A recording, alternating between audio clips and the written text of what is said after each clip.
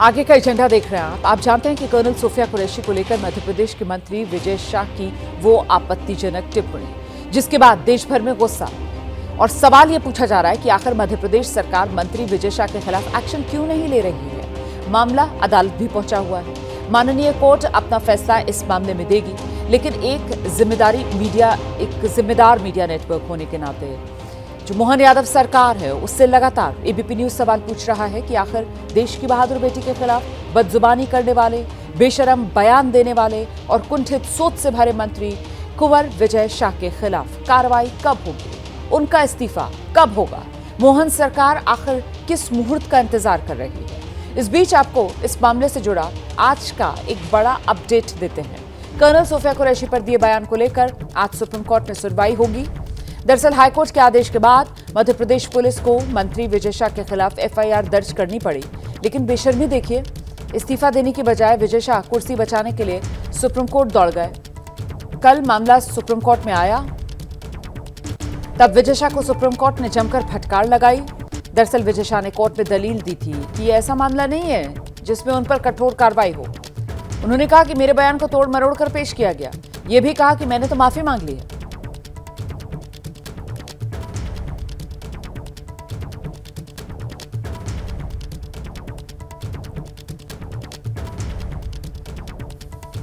तो मंत्री विजय शाह अभी भी मंत्री हैं, कुर्सी पर अभी भी बने हुए हैं।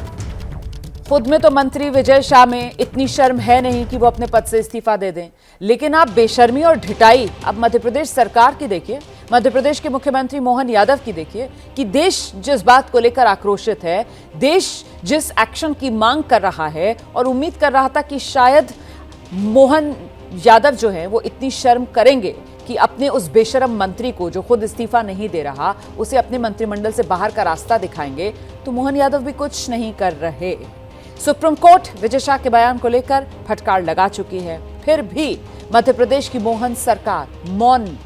एबीपी न्यूज ने जब सीएम मोहन यादव से मंत्री विजय शाह को लेकर सवाल पूछा तो मुख्यमंत्री ने गेंद अदालत के पाले में डाल दी और कार्रवाई की बात से किनारा कर गए।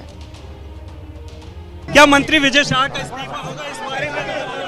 सब बता चुके हैं तुमको भैया, सब ऑलरेडी कोर्ट के निर्देश का पालन करेंगे। सब बता चुके हैं तुमको भैया, सब ऑलरेडी कोर्ट के निर्देश का पालन करेंगे। तो जिस बयान को लेकर मध्य प्रदेश की मोहन सरकार ने चुप्पी साधी है, उस पर देश की सर्वोच्च अदालत ने मंत्री विजय शाह को लेकर जो टिप्पणी की वो बेहद सख्त और फटकार वाली टिप्पणी है। सुप्रीम कोर्ट की तरफ से कहा गया, एक मंत्री होकर ऐसी भाषा का इस्तेमाल कैसे कर सकते हैं? संवैधानिक पद पर बैठा व्यक्ति ऐसा बयान कैसे दे सकता है? वहीं मध्य प्रदेश हाईकोर्ट की जबलपुर बेंच की तरफ से कहा गया, एफआईआर में दर्ज मामला स्पष्ट क्यों नहीं है?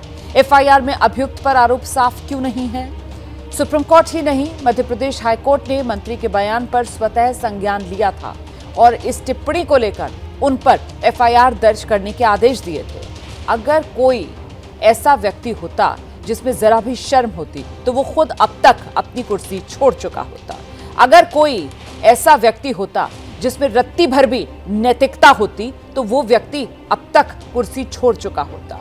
लेकिन ये शख्स कुर्सी का लालची है, ये शख्स गंदी मानसिकता वाला है, ये शख्स आतंकवादी सोच को आगे बढ़ाने वाला है और ये जो शख्स है वो देश में सांप्रदायिकता का जहर घोलने वाला है।